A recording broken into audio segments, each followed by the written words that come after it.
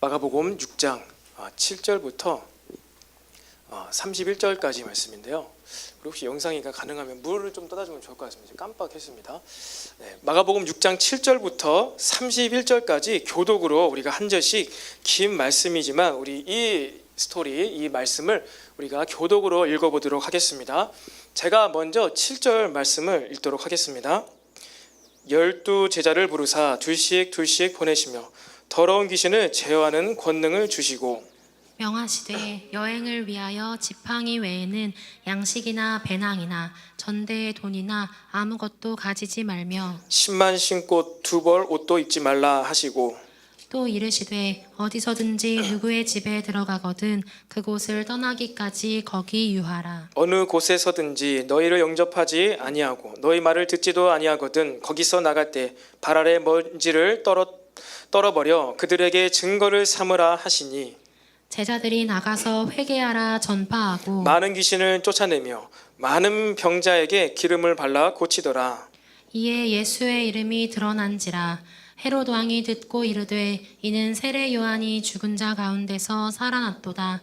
그러므로 이런 능력이 그 속에서 일어나느니라 하고 어떤 이는 그가 엘리야라 하고 또 어떤 이는 그가 선지자니 옛 선지자 중에 하나와 같다 하되 헤롯은 듣고 이르되 내가 목 벤 요한 그가 살아났다 하더라. 전에 헤롯이 자기가 동생 빌립의 아내 헤로디아에게 장가든 고로 이 여자를 위하여 두 사람을 보내어 요한을 잡아 옥에 가두었으니 이는 요한이 헤롯에게 말하되 동생의 아내를 취한 것이 옳지 않다 하였음이라. 헤로디아가 요한을 원수로 여겨 죽이고자 하였으되 하지 못한 것은 헤롯이 요한을 의롭고 거룩한 사람으로 알고 두려워하여 보호하며 또 그의 말을 들을 때에 크게 번민을 하면서도 달갑게 들음이러라. 마침 기회가 좋은 날이 왔으니 곧 헤롯이 자기 생일에 대신들과 천부장들과 갈릴리의 귀인들로 더불어 잔치할세.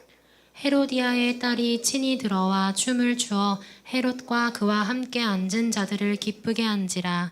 왕이 그 소녀에게 이르되 무엇이든지 내가 원하는 것을 내게 구하라 내가 주리라 하고 또 맹세하기를 무엇이든지 네가 내게 구하면 내 나라의 절반까지라도 주리라 하거늘 그가 나가서 그 어머니에게 말하되 내가 무엇을 구하리이까.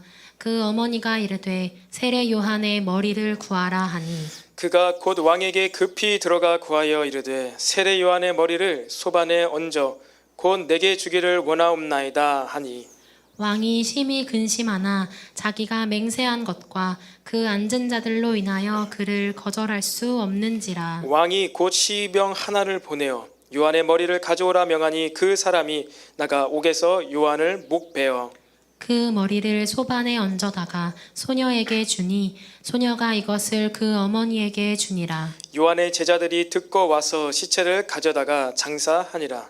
사도들이 예수께 모여 자기들이 행한 것과 가르친 것을 낱낱이 고하니 함께 읽겠습니다.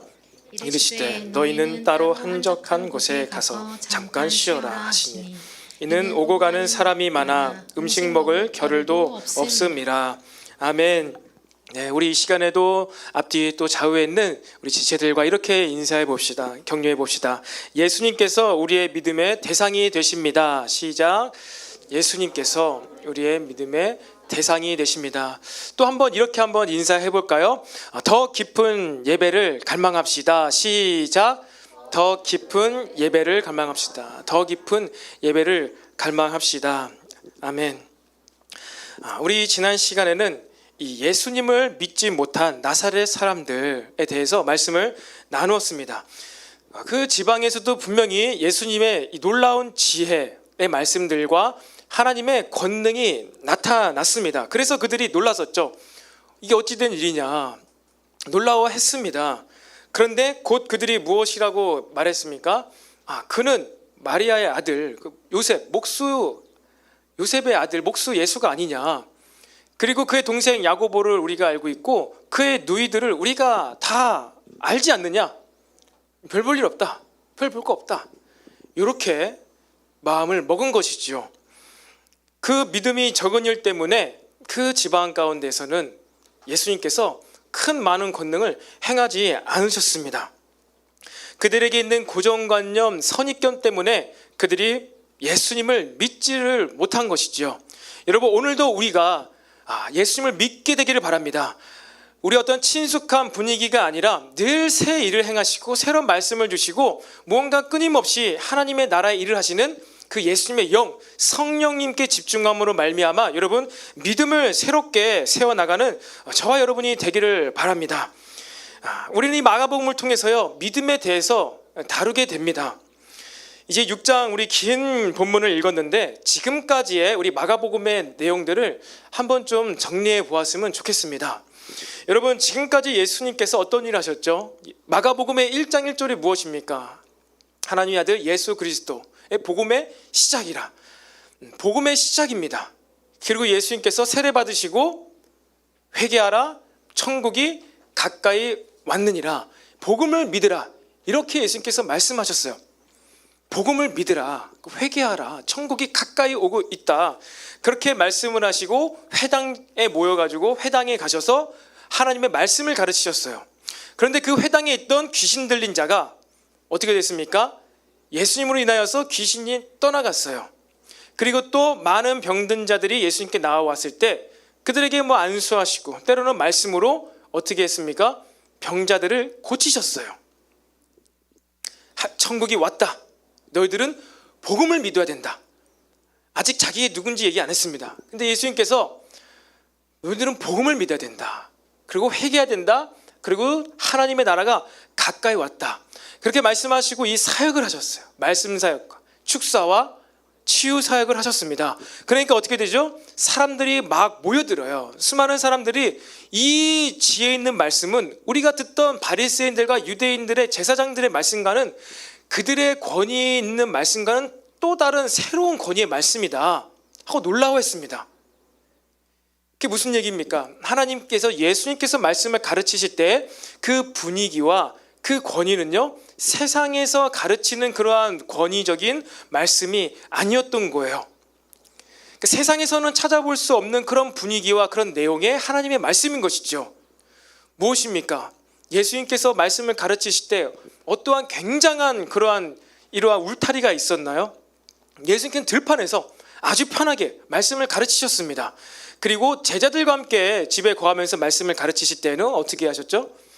거의 기대어서 누워서, 예수님께서도 말씀을 가르치실 때 누워서, 우리 그거 하잖아요. 밤에 침대에서 여러분 책 볼 때 어떻게 보죠? 피곤하면 이렇게 베개를 이 가슴에 베고서 이렇게 하고 누워서 책 보잖아요. 그러다가 이제 어깨 아프고 막 이렇게 자는데 예수님께서 그러한 포즈로 제자들과 말씀을 나누셨어요. 그래서 한 죄 많은 여인이 예수님 뒤로 와서 예수님 발 위에 눈물을 적시며 머리털로 그 발을 닦았다는 게, 이렇게 서서 하는데 이렇게 와서 한 게 아니라 그 뒤로 와서 예수님이 이렇게 누우셔서 발바닥이 하늘을 보고 있는데 여기 뒤에서 이렇게 그 뒤를 이렇게 쳐다본 거죠. 그만큼 예수님의 가르침은, 내용은 하나님의 말씀은 너무나 신비하고 놀라운데 전혀 율법적이지 않고 권위적이지 않은 그러한 새로운 차원의 말씀이었던 거예요. 그런 말씀을 하니까 사람들이 막 몰려듭니다. 그것 가운데 치유가 일어나요. 사람들이 더 모이죠. 그렇게 모였을 때 예수님께서 무엇을 얘기하십니까? 그렇게 막 모였는데 이제 예수님의 가족들이 온 것이죠. 육신의 가족들, 마리아와 그 동생과 누이들이 왔습니다. 그랬을 때 사람들이, 당신의 가족이 여기 왔습니다. 그러니까 예수님께서 이 주변에 몰려든 사람들을 바라보면서 누가 내 가족이냐? 누구든지 하나님의 뜻대로 행하는 자가 바로 내 형제요, 어머니요, 자매이다 라고 말씀하셨습니다. 그리고 거기서 끝이 아니라 우리들도, 너희들도 하나님의 뜻을 행해서 하나님의 가족이 될 수 있다 라고 말씀을 하셨어요. 이것이 그 당시에 모여든 수많은 사람들에게는 엄청난 충격이었을 것입니다. 왜 그렇죠? 그들 가운데 가족이 없는 자들이 있었기 때문이에요. 고아와 과부와 참된 육신의 가족이 없는 그러한 연약한 가난한 자들이 그곳에 와서 예수의 말씀을 들었는데, 놀라운 기적 때문에 왔는데 예수님께서 하시는 말씀은 뭐예요? 누구든지 하나님의 가족이 될 수 있구나. 나도 저 예수님의 가족이 될 수가 있구나. 누구든지 하나님의 뜻을 알고 그것을 행하기만 하면은 하나님의 가족이 될 수 있구나 라면서 엄청난 위로의 말씀으로 들었던 것입니다. 여기까지가 3장의 말씀이죠. 그리고 4장과 5장의 말씀은 무슨 말씀입니까? 씨 뿌린 자의 비유를 통하여서 그렇다면 하나님의 뜻대로 어떻게 행할 수가 있는가? 그래서 어떻게 우리가 이 가장 좋으신 하나님의 가족이 될 수 있는가? 어떻게 될 수 있습니까? 좋은 마음밭이 되어서 100배의 열매를 맺는 자, 100배의 열매, 그 아웃풋을 내는 자가 뭐예요? 하나님의 뜻대로 하는 거예요. 하나님의 뜻대로 행하면 100배의 열매를 맺는 거예요. 하나님의 뜻은 그러한 의미가 있습니다. 하나님 나라의 그 아웃풋 결과물은 그 100배의 결실을 맺는구나. 이것은 물리적인 100배가 아니라 인간이 이뤄낼 수 없는 그러한 결실을 맺을 수가 있구나. 아, 믿음으로 행하면은 이러한 엄청난 일을 할 수가 있구나. 아, 그런데 모든 마음밭이 그것을 그러한 열매를 맺지가 못했네. 어떠한 마음밭만 그런 열매를 맺을 수 있었습니까? 좋은 밭만 그 열매를 맺을 수가 있어요. 한마디로 좋은 마음밭에 있는 사람이 바로 하나님의 뜻을 행하고 하나님의 가족이 될 수가 있다는 것입니다. 여러분, 우리 모두가 다 믿음으로 이 100배의 열매를 맺는 저와 여러분이 되기를 간절히 소망합니다. 100배의 열매는요, 믿음으로 맺는 거예요. 믿음으로. 환난이 와도 핍박이 와도 믿으면 돼요. 예수님께서 왜 믿지 못하느냐? 믿어야 된다. 그리고 또 우리의 마음에 욕심이 있을 때, 특별히 물질에 대한 욕심이 있을 때 예수를 믿지 못해요. 기적이 나타나도 예수를 믿지 못해요. 거라사인 지방에 누가 귀신 들린 자였습니까? 그 땅 가운데 많은 사람들이 돼지를 키우며 경제적 풍요를 누렸지만 그들은 진짜로 우리 삶을 풍요롭게 해줄 수 있는 유일한 분이 예수님을 믿지를 못했어요. 왜요? 무엇 때문에요? 그들의 삶에 환난과 핍박과 박해가 왔나요? 아닙니다. 그들의 물질의 욕심 때문이었어요. 그 물질의 욕심이 있을 때는 또한 우리의 마음에 믿음의 씨앗이 심겨졌는데 그것이 열매를 맺지 못한다는 것입니다. 반면 누가 열매를 맺었습니까? 모든 이 혈루병 때문에 모든 재산을 탕진한 그 여인이, 이름도 모를 그 여인이 예수님을 믿었어요. 이것은 노력 차원의 열심의 손을 끝까지 뻗는 믿음이 아닙니다. 다른 믿음이에요. 새로운 믿음이에요. 그리고 회당장 야이로, 그도 마찬가지로 딸을 살리기 위하여서 자신의 가치관, 생각, 가르치던 것과는 정반대되는 그 일을요 믿음으로 행했어요. 그래서 결국 그가 믿음으로 인하여서 기적을 체험했고 예수님을 믿게 되었다는 것입니다. 여러분, 이제 무엇을 얘기할까요? 그래, 믿음이 중요하구나. 어떠한 상황 가운데서도 믿어야 된다. 그런데 그 믿음의 대상이 되는 그 예수님이 어떠한 분이 되시는가? 여러분, 그것을 이제 앞으로 나누게 될 거예요. 마찬가지로 앞으로 이 말씀을 나눌 때 여러분이 갖고 계신 그 고정관념을 내려놓으시길 바랍니다. 예수님 당연히 믿지. 근데 이 지금 앞으로 이제 6장부터 해서 그 예수님이 도대체 어떠한 분이시에 대한 데서 우리가 나누기를 원해요. 미리 나누자면은 바로 예수님께서 영생하게 하는 떡이라는 거죠. 빵이죠, 빵. 예수님께서는 참 떡이 되신다. 그 이 떡의 주제로 예수님의 정체성, 예수님 믿음은 어떻게 되는 건지 그것을 우리가 알아가게 될 것입니다. 예수님은 사랑이십니다. 치유자이십니다. 근데 예수님은요 무엇이라고요? 떡이다. 영생하게 만든 떡이다. 그것을 우리가 앞으로 나누게 될 것입니다. 우리는요 말씀으로, 성경으로 예수님을 믿어야 돼요. 중요한 것은 예수님을 믿는 거예요. 근데 무엇으로요? 우리의 경험 아니요, 말씀으로부터 시작된, 말씀으로부터 우리는 예수님을 믿어야 하는 줄로 믿으시기를 바랍니다. 오늘 예수님께서는요 제자들을 보내셔서 마을로 다니며 전도를 하게 하십니다. 그래서 어떠한 생활 양식, 라이프 스타일을 통해서 너희들이 전도를 할지 예수님께서 말씀을 해 주셨어요. 굉장한 구체적인 생활 양식을 해 주셨습니다. 뭐 여행을 위하여서 전도 여행이죠. 뭐 지팡이 외에는 양식이나 배낭이나 전대돈이나 아무것도 가지지 말며 막 이렇게 그냥 우리가 직관적으로 보았을 때 심플한 라이프 스타일을 통해서 무엇을 하라고 합니까? 뭐 귀신을 쫓고 회개하고 그 복음을 예수님에 대해서 나에 대해서 전파하라고 하십니다. 그래서 이로 인하여서 어떠한 일이 발생되죠? 이 제자들로 말미암아 많은 귀신이 쫓겨나고 많은 병자들이 기름을 발라서 그들을 고쳤다. 많은 병자들의 병이 나았음을 오늘 마가복음 본문이 이야기를 하고 있습니다. 이것은 무슨 얘기를 하는 것일까요? 이것은 마치 예고편과 마찬가지예요. 예고편과 비슷해요. 한마디로 예수님께서 하시는 그 사역이 나사렛 지방에 가서는 막 지금까지 막 엄청 막 번성해 가고 죽어버린 야이로의 딸까지 살리셔가지고 굉장히 막 더 폭발적으로 사람들이 예수님 믿을 것 같은데 나사렛 지방에 갔더니 뭐예요? 갑자기 그 부흥의 불길이 꺼진 것만 같지 않아요? 믿지를 않아요. 예수님 믿지를 않아요. 기적이 덜 나타나요. 그런데 그러한 상황이라 하더라도 무엇입니까? 그 예수님의 사역이 멈춰지지 않고 누구를 통하여?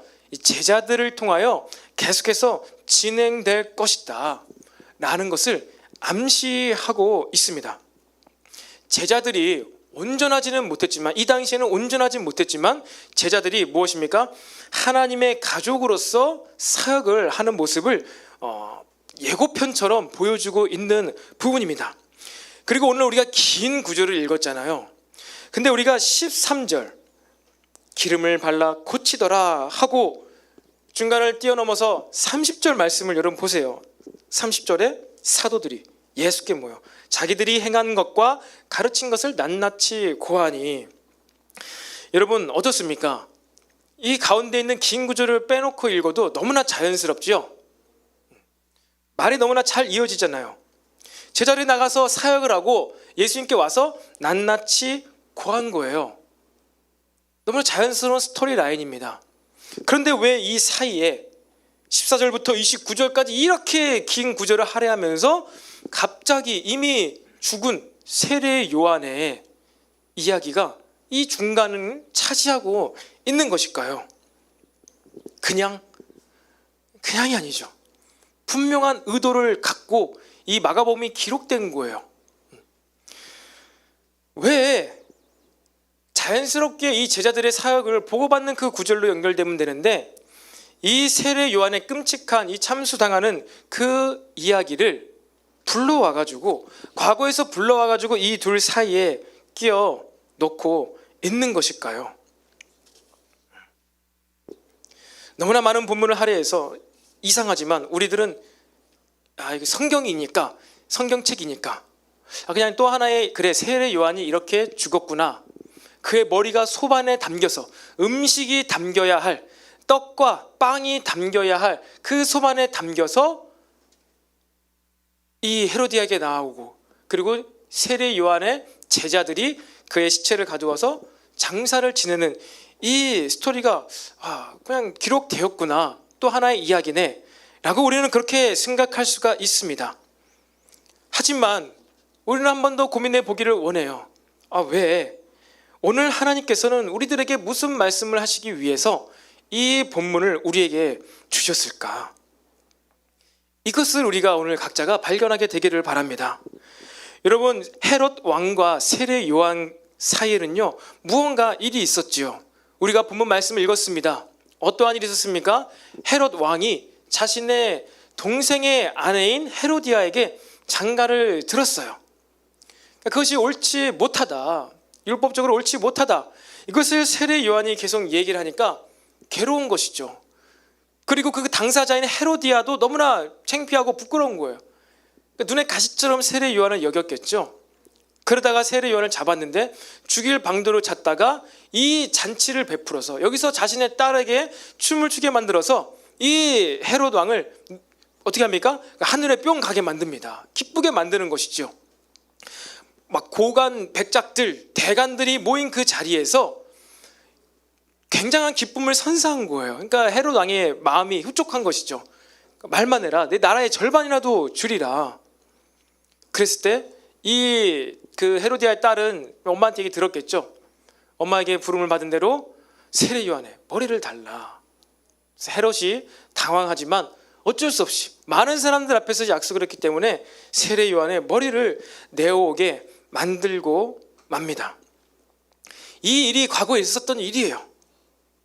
그런데 지금 제자들의 사역으로 말미암아서 귀신이 떠나가고 병자가 고침받고 있는 이 소문이 헤롯 왕의 귀에 들렸을 때 헤롯 왕은 무엇을 했죠? 내가 죽인 세례 요한이 살아났다. 그렇게 얘기합니다. 세례 요한이 살아났다. 여러분, 예수님께서 하신 그 일을 제자들이 했습니다. 그리고 제자들이 그 한 일, 예수님께서 하신 일을 그에 앞서서 누가 했죠? 세례 요한이 한 것이에요. 이것을 참 믿음이 없어 보이는 헤롯 왕도 정확하게 찝었던 것입니다. 그렇죠. 세례 요한이 했던 그 일을 예수님께서 따라하신 것이 아니라 예수님 앞서서 세례 요한은 예수님이 하신 일을 하실 일을 했던 거예요. 말씀을 선포하고 회개케 하고 이러한 일을 했던 거예요. 그리고 제자들도 동일하게 그 일을 했던 것입니다. 한마디로 이 헤롯 왕은요, 무엇이 있었어요? 이 예수님께서 하시는 그 사역이 뭔지 알았어요. 예수님의 제자들이 한 일이 무엇인지 알았어요. 그런데도 헤롯 왕은요, 무엇입니까? 예수님을 믿지를 못했습니다. 사역을 알았어요. 능력과 기적이 아무리 나타나도, 귀신이 떠나가도 무엇입니까? 예수님을 믿지 못하는 자들이 있다는 거예요. 누가 그랬죠? 나사렛 마을 사람들. 하나님의 말씀을 들었어요.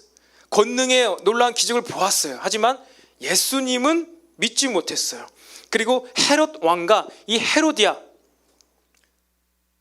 이 소식을 들었어요. 그리고 세례 요한이 어떠한 놀라운 하나님의 말씀을 하는지 그들이 알았어요. 그리고 이 헤롯도 유대인이기 때문에 그 놀라운 말씀에 감복을 받아서 그의 말씀을 듣는 것을 어떻게 했다고요? 헤롯 왕은 달갑게 여겼다는 거예요. 그래서 그를 죽이지 못하고 그냥 잡아만 두었던 것이죠. 알았어요. 말씀을 알았어요. 그런데 예수님을 믿지 못했어요. 헤로디아도 예수님을 믿지는 못했어요. 그리고 또 이 제자들과 세례 요한은 예수님을 믿기는 믿었지만 온전하게 예수님을 믿지 못했어요.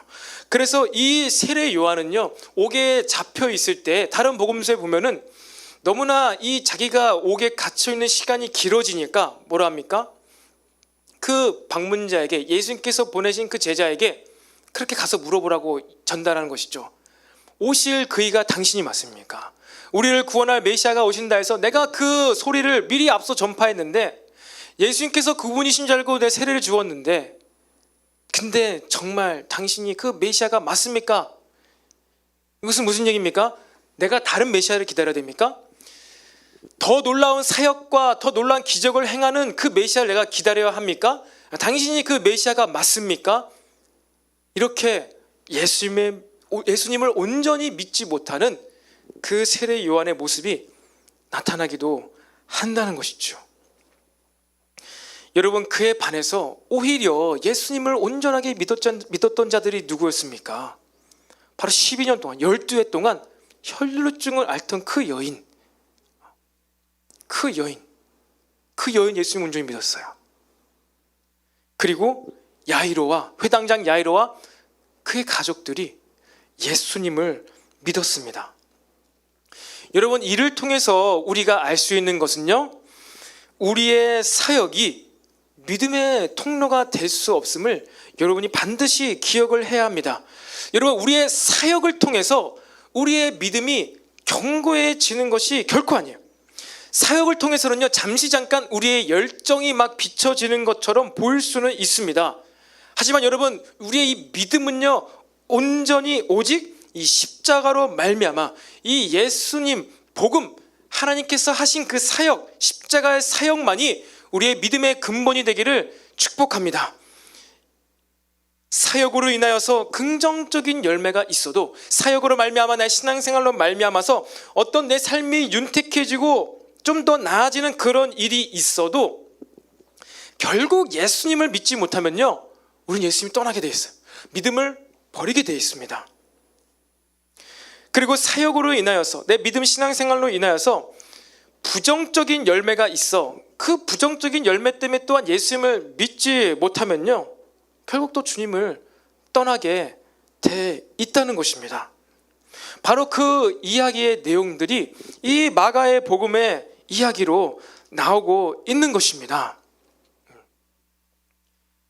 여러분, 놀라운 예수님의 사역이 나타나도 이 나사렛 사람들은 예수님 믿지 못했어요.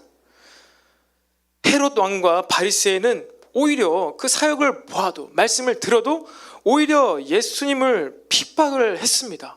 모함을 했습니다. 그리고 결국 누명을 씌워서 십자가의 처형에 처하게 만들어 버린 것이죠. 제자들도 마찬가지였습니다. 예수님을 믿는 듯 보였지만 결국 복음서 끝에 가서 하는 이야기는 무엇입니까?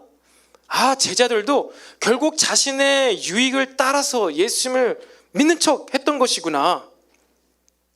사역의 열매가 좋으니까 귀신이 떠나가고 병든 자가 치유받고 오병이어와 칠병이어의 놀라운 기적이 나타나니까, 사역의 열매가 좋으니까 예수님을 따라 다녔던 것입니다. 하지만 그것은 예수님에 대한 온전한 믿음이 아니었어요. 그러한 믿음은 예수님께서 바라시는, 원하시는 믿음이 아니었습니다. 그리고 이 마가복음의 원저자이신 성령님께서 우리가 어떠한 믿음을 소유해야 되는지 그것을 우리에게 말씀하고 있다는 것입니다. 여러분, 우리들은요, 이 예수님 자체에 대한 믿음이 필요합니다. 그것은 예수님은 누구신가? 여러분, 여러분 기도하는 것 가운데, 오늘도 예배하는 것 가운데 그것을 느끼게 되기를 축복합니다. 오늘 하루도 예배를 드리면서, 말씀을 들으면서 여러분은요, 예수님이 누구신가? 이것을 묵상할 수가 있어야 돼요. 아직도 내 인생의 3년간의 기도 제목을 응답하지 않으시는 예수님, 아직도 우리 반 가운데 부흥을 안 주시는 예수님, 그 예수님이 아니라 성경을 통하여서, 특별히 복음서를 통하여서 예수님이 도대체 누구신가, 예수님 자체에 대한 믿음이 필요하는 거예요. 이것을 위하여서 예수님께서는요, 때와 장소와 방법을 가리셔서 기적을 일으키셨던 것이죠. 그 기적으로 말미암아, 그 사역으로 말미암아 중요한 것은요, 예수님을 믿어야 되는 거예요. 근데 사역으로 말미암아 그 사역이 좋아서 예수님을 믿는 것처럼 보이는 우리들의 모습이 있지는 않습니까? 그것을 보게 만드는 거예요. 제자들이 지금 참떡, 진짜 떡을 바라보고 있는가? 아니면 그 참떡 때문에 발생되는 주변의 부스러기와 같은 그 떡으로 인하여서 지금 예수님을 따라다니고 있는가? 이것을 마가복음은요, 끊임없이 하나도 빠짐없이 낱낱이 밝히고 있는 거예요. 얼마나 제자들이 부끄러운 모습이에요. 여러분, 이때는요, 제자들이 사도였을 때예요. AD 50년경 제자들이 성령 충만 받아가지고 엄청난 사역들, 정말 예수님께서 하신 말씀같이 너희들이 나보다 더 큰 일 아니라 더 놀라운 사역들, 베드로가 하루 설교했는데 한 번에 3,000명, 5,000명이 회개하고 돌아오는, 예수님 당시에도 보지 못했던 그러한 일들이 사도들로 말미암아 왕왕 발생하던 때였습니다. 그러한 때인데도 불구하고 이 마가라 하는 요한은 이 제자들의 과거의 그 믿음 없는 모습을 낱낱이 드러내고 있는 거예요. 낱낱이 다 밝히고 있어요. 왜? 진짜 믿음이 무엇인가를 알려주기 위해서.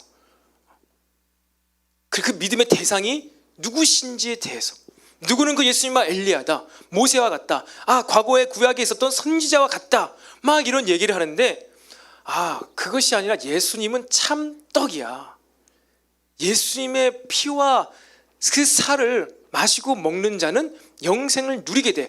예수님은 단순한 선지자와 모세와 엘리야가 아니라 뭐라고요? 참 떡이야. 우리를 영생하게 만드는 그 참 음료야. 이거를 지금 복음서가 끊임없이 이야기를 하고 있다는 것입니다. 여러분, 예수님이 누구신지에 대해서 고민하고 있습니까? 예수님께서 누구신지 오늘 하루도 여러분 이렇게 기도하면서 느끼려고 하고 있습니까? 여러분의 마음속에 예수님에 대한 묵상함이 더 깊어져 가기를 소망합니다. 내 삶에 어떠한 일이 발생했건 안 했건 여러분, 그것에 우리는 초점을 맞추는 것이 아니에요. 그것에 초점 맞추는 순간 좋은 일이 발생돼도 결국 예수님을 떠나게 돼요. 바로 그 인물들이 제자들이잖아요. 예수님 자체에 대한 믿음이 필요하다는 것입니다. 도대체 그가 누구시기에 바다의 풍랑을 말씀만으로 잠잠케 하실 수 있으신가? 도대체 그가 누구시기에 이 폭풍우를 말씀 하나로 잠재울 수 있는 분이신가? 예수님께서 제자들을 믿음 없음을 꾸짖으시고 말씀으로 잠잠케 하셨는데 제자들은 순간 놀랐습니다. 그 말을 제자들이 했습니다. 도대체 그가 누구신가 했는데 그걸 깊이 묵상하지 못했어요. 단순히 와 대단하다, 와 놀랍다, 폭풍우가 떠나갔네, 말씀으로 잠잠케 하셨네. 그 사역의 결과에 그들이 집중을 했던 것이죠. 그리고 우리는 묵상해야 됩니다. 도대체 그가 누구시기에 죽어가고 있는 병든 자를 치료하시는 것뿐만 아니라 죽어버려가지고 시체가 돼버린 이 아이를 살리실 수가 있는가? 도대체 그가 누구신가? 이 야이로의 딸을 살리는 이 사역을 보고선 우리가 주목해야 될 것은요, 바로 예수 그리스도라는 거예요. 예수님은 누구시기에 그 일이 가능했지? 그러면 우리는 예수님에 대해서 알고 싶어지게 되는 것이죠. 그리고 더 나가서 무엇입니까? 이 복음서 마지막 끝에 하는 얘기가 무엇이에요? 도대체 그가 어떠한 분이시기에 죽은 자 가운데에서 하나님의 능력으로 스스로 부활하여서 우리와는 다른 빛나는 놀라운 모습으로 다시 살아나셨는가? 이 일이 어떻게 가능한가? 복음서에서 말씀하고 있는 모든 기적의 초점이 무엇으로 가고 있어요? 부활하신 예수님께로 가고 있는 거예요. 그리고 죽었다가 살아난 나사로나 야이로의 딸과는 좀 다른 너무나 독특한 신령한 몸으로 부활하신, 그 부활 사건은 예수님께서 나사로에게도 야이로의 딸에게도 행하셨는데 그 부활하신 예수님의 500의 형제와 우리 제자들이 다 보았는데 이건 또 다른 부활의 모습이야. 부활하신 예수님께서, 다시 살아나신 예수님께서 야이로의 딸이나 그 나사로처럼 다시 장사되지 않고 그의 무덤은 비어있고, 나사로와 야이로의 딸은 죽어서 무덤에 묻혔지만 부활하신 예수님은 하늘로 승천하셨어. 도대체 그는 누구신가? 누구시길래 다시 살아나셔서 다시는 무덤에 묻히시지 아니하시고 하늘로 올라가셨는가? 여러분, 그것을 복음서가 이야기를 하고 있다는 것입니다.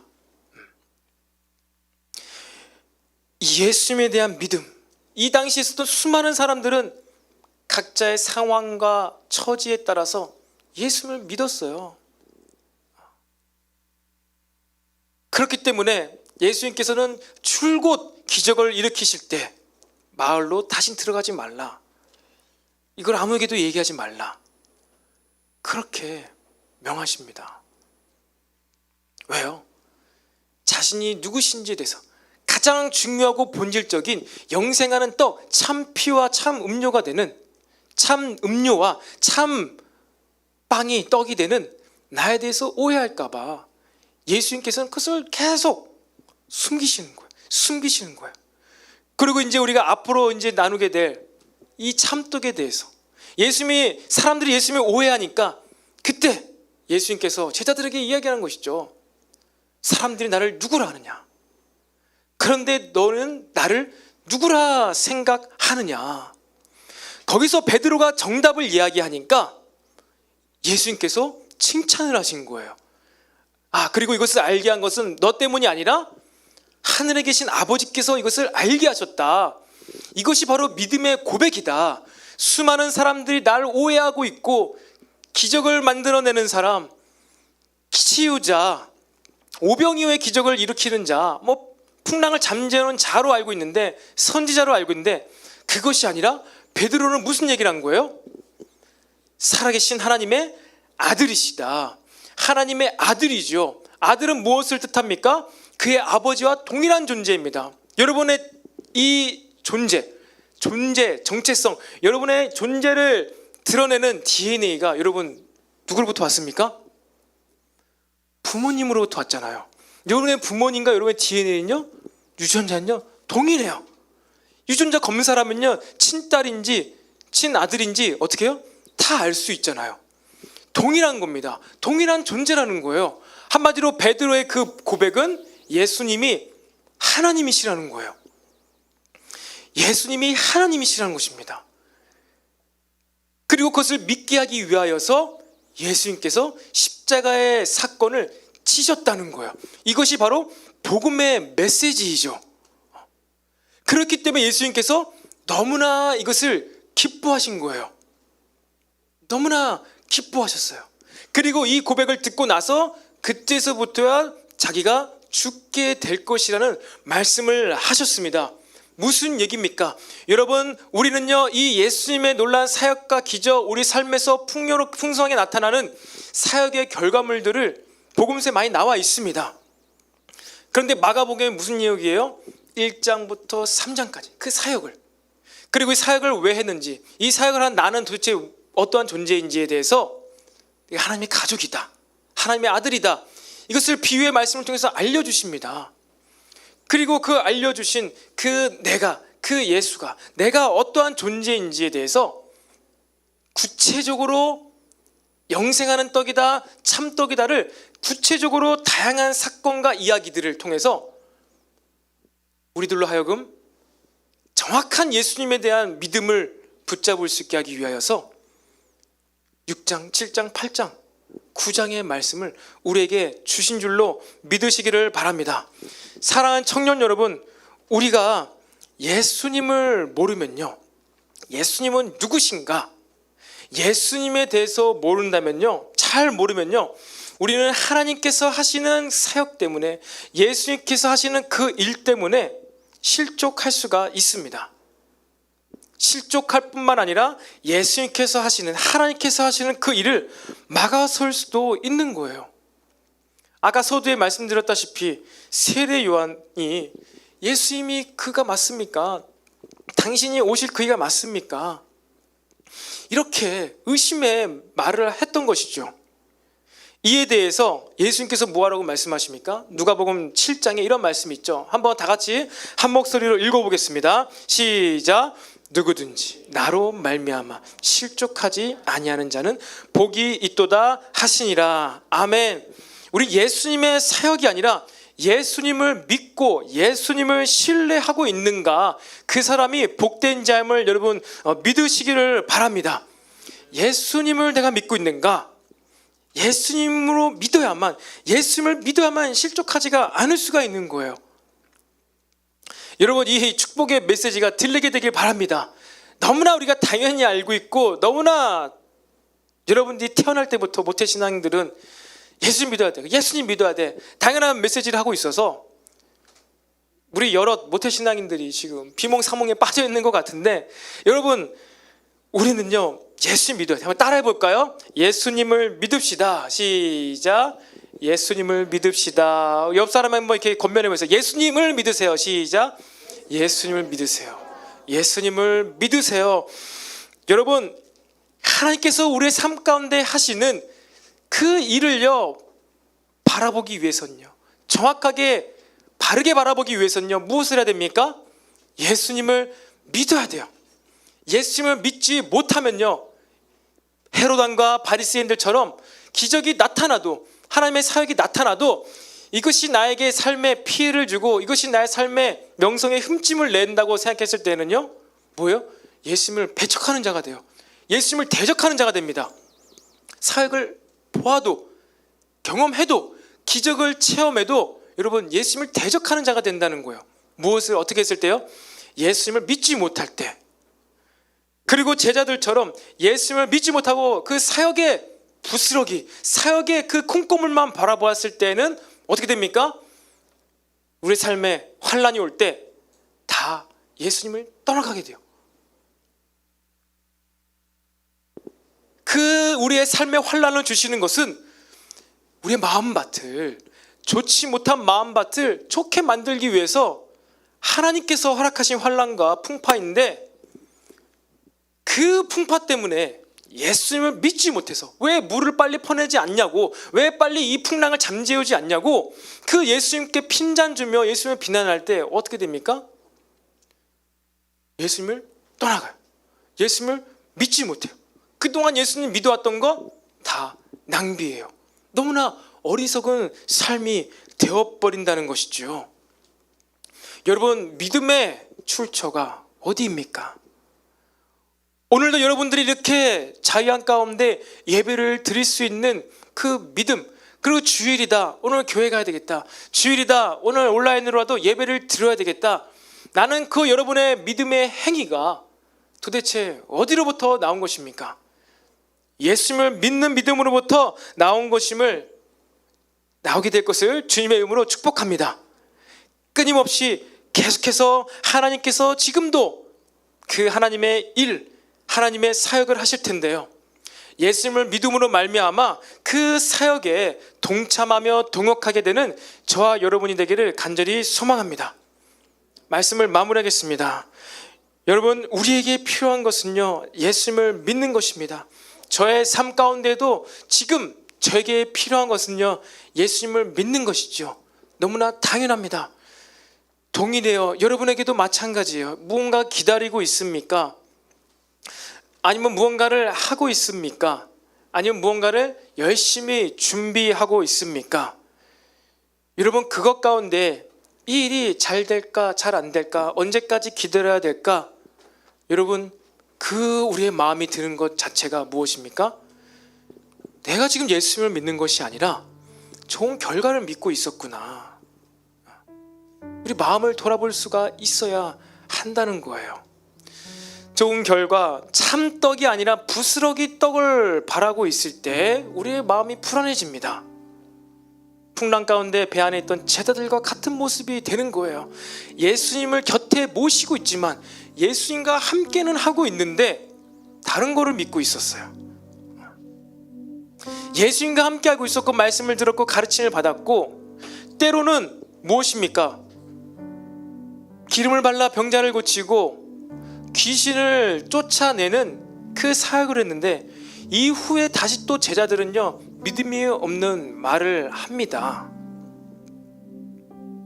물론 이 앞서 나온 이 제자들이 하는 사역은 예고편과 같다고 했어요. 이 제자들이 사도가 된 이 말씀이 기록될 당시에 이들이 이런 일을 계속 하고 있던 거예요.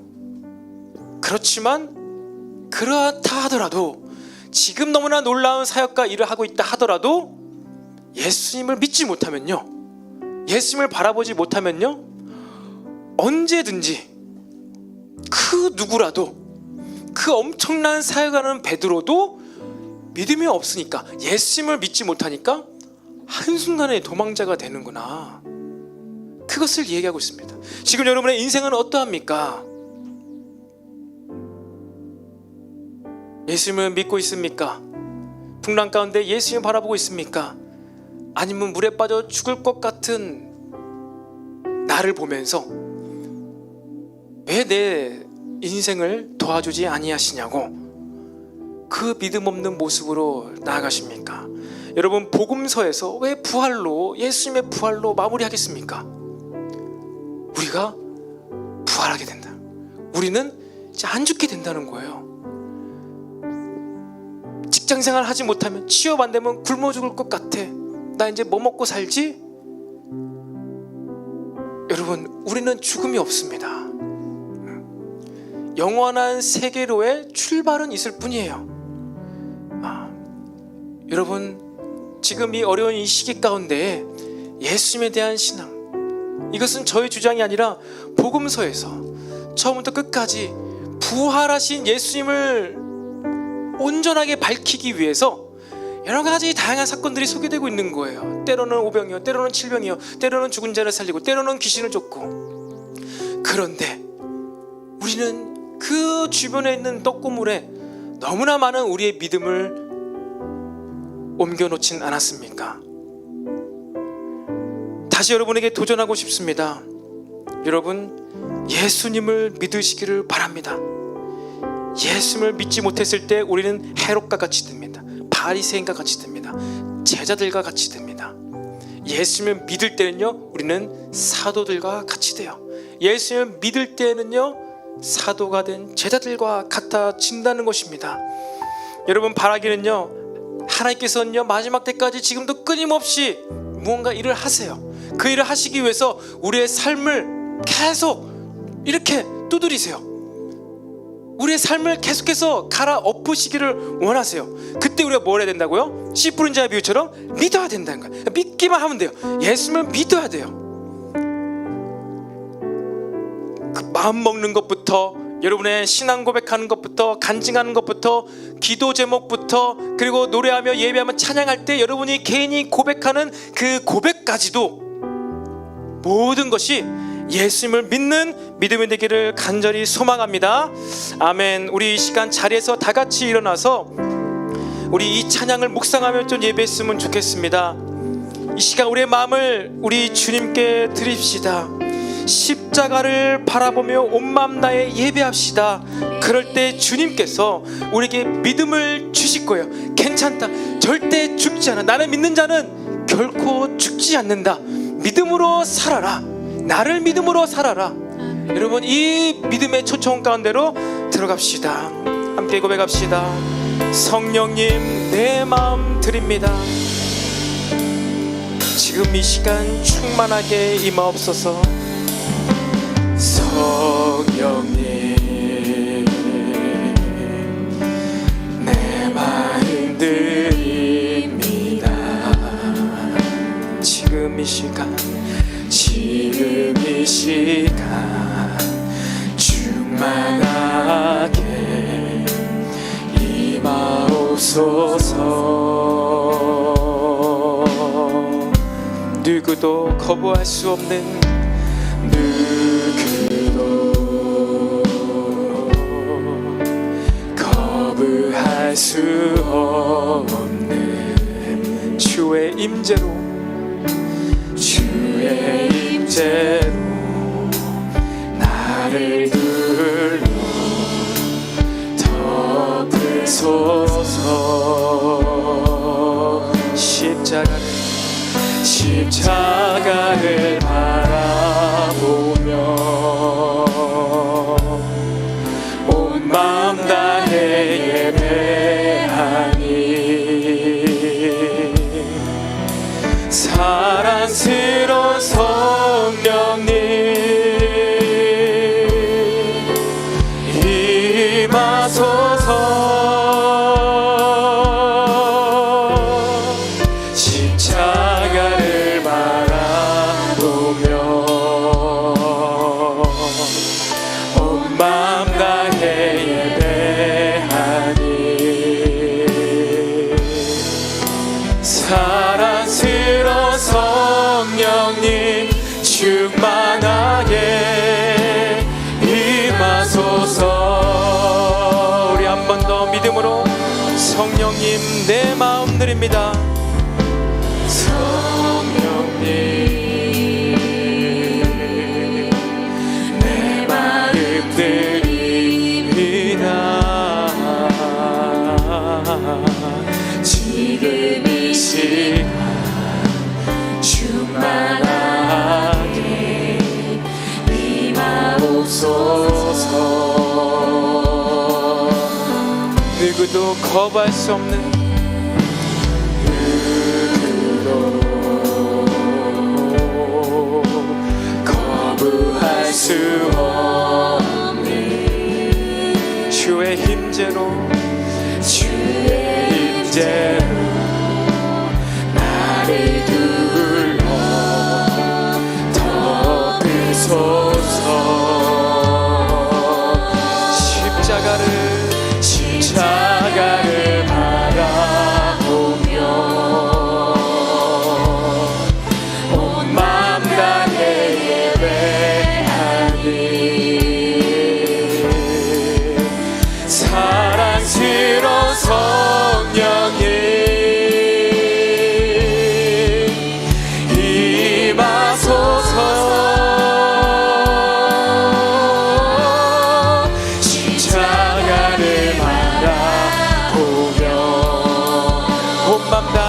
예배하니 온 마음 다해 예배하니 사랑스러운 성령님 충만하게 임하소서. 십자가를 바라보며 온 마음 다해 예배하니 사랑스러운 성령님 임하소서.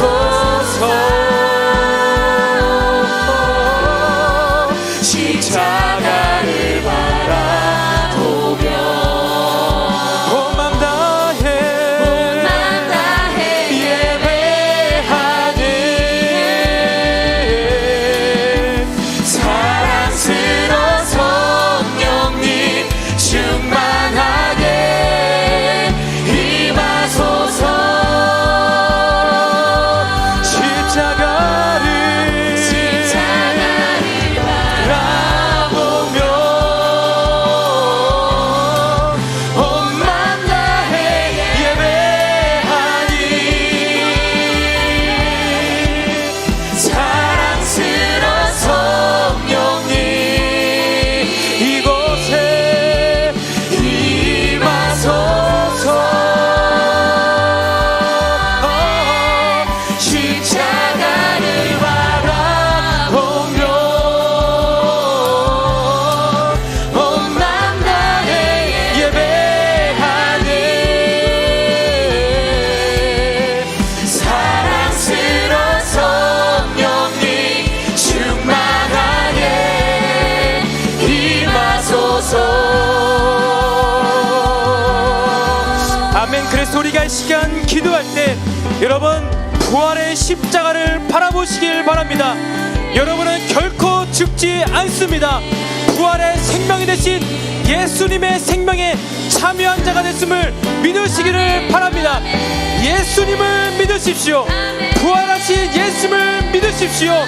그렇게 예수님을 믿게 해달라고, 우리도 다 부활에 참여한 자가 되게 해달라고 우리가 이 시간 주여 한 번의 춤으로 기도하겠습니다.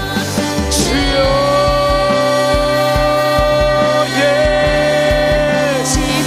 예수님, 부활하신 주님, 십자가에서 죽으시고 부활하신 주님, 3일 만에 부활하신 주님, 이 예수님께서 우리의 참떡이 되십니다. 우리도 이 떡을 먹음으로, 이 참된 음료인 이 피를 마심으로 우리도 부활의 영생에 참여했음을 믿습니다. 주님, 우리의 믿음의 근본, 우리의 믿음의 소스, 믿음의 출처가 오직 예수님께만 있게 하여 주시옵소서. 우리는 그 어떠한 다른 것이 아니라 예수님으로 말미암아 살아갑니다. 예수를 믿음으로 말미암아 살아갑니다. 우리 예수님에 대한 믿음 없음을 불쌍히 여기시고 이 시간 다시 한번 예수님께 대한 믿음을 회복시켜 주시옵소서. 십자가가 우리의 믿음입니다.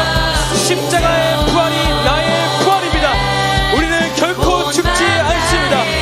영원한 삶의 출발만 있을 뿐입니다. 주님, 이 시간 우리를 권하여 주시옵소서. 이 시간 우리에게 부활의 기쁨, 구원의 기쁨을 다시 한번 느끼게 하여 주시옵소서. 이것만이 우리의 참된 믿음입니다. 이것만이 우리의 온전한 믿음의 출처가 됩니다. 십자가의 믿음, 부활의 믿음, 오직 이 믿음이 부어질지어다. 우리에게 이러한 믿음을 부어주시옵소서. 예수를 믿는다지만 다른 것을 믿었던 우리의 불신앙을 용서하여 주시옵소서. 십자가를 바라봅니다. 십자가를 다시 붙잡습니다. 우리의 심령에 부활의 십자가, 능력의 십자가, 구속의 십자가가 세워질지어다.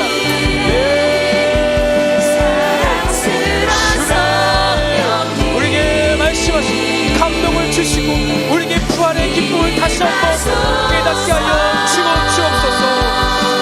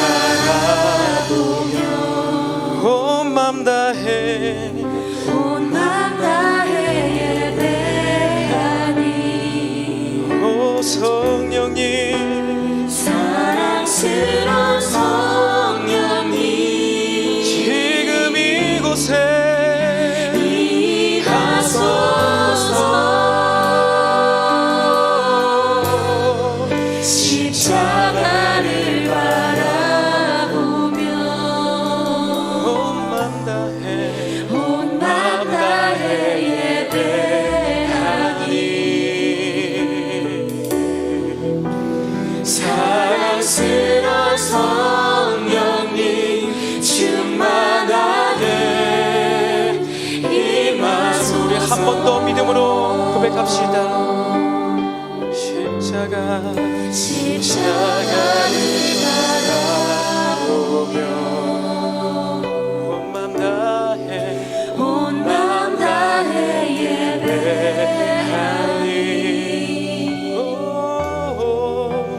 사랑스러운 성령님 이곳에 임하소서.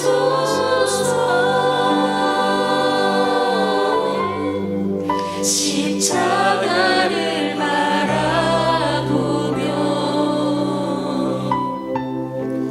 온 맘 다해 예배하니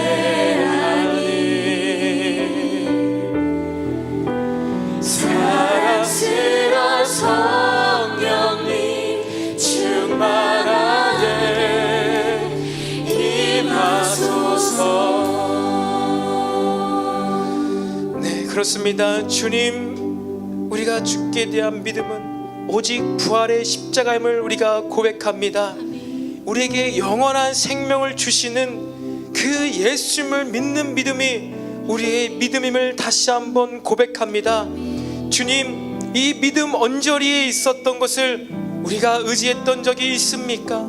아버지, 우리의 믿음 없음을 불쌍히 여겨 주시옵소서. 오직 예수님을 믿게 하여 주시옵소서. 예수님을 믿는 그 믿음으로부터 우리가 모든 것을 행하게 하여 주시옵소서. 우리가 열심히 있게 하는 모든 사역과 우리의 이 고단한 인생과 우리의 피곤한 우리의 모든 인생 삶 모든 것을 믿음으로 열심으로 살아가게 하여 주시옵소서. 이 시간 우리의 믿음을 다시 돌이켜 보기를 원합니다. 주님, 이 온전한 본질적인 십자가의 믿음, 부활의 믿음, 영생의 믿음에서 조금이라도 한 발자국이라도 벗어난 것이 있다면 주님, 다시 우리의 믿음을 경고케 회복시켜 주시옵소서.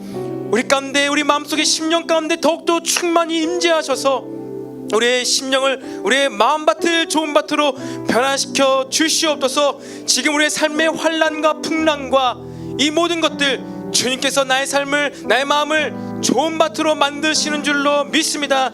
그 예수님을 내가 신뢰합니다. 주님, 때로는 내 스스로, 나 스스로의 마음 가운데 욕심과 연약함과 아버지 물질에 대한 탐욕이 있습니까?